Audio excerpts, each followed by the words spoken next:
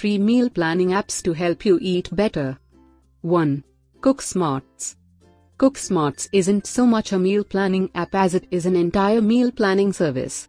In addition to helping you plan out your weekly meals, the service aims to help its users learn to cook, explore new recipes, get familiar with and comfortable in the kitchen, and eat more healthy, homemade food. You can get 3 sample plans for free, but the service will really cost you $6 per month. Cook Smarts delivers on the quality of recipes, interesting foods, and tutorials. The service also has a robust and active community around it of home cooks and food lovers eager to explore new foods, try new things, and eat well. 2. Pepperplate. Pepperplate is a mobile app and meal planning tool that excels at organizing your recipe collection, planning your meals based on those recipes, building out shopping lists, and helping you cook the recipes you want to try.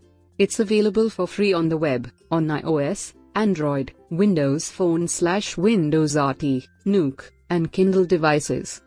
You can share your recipes, meal plans, or shopping lists with others if you need to.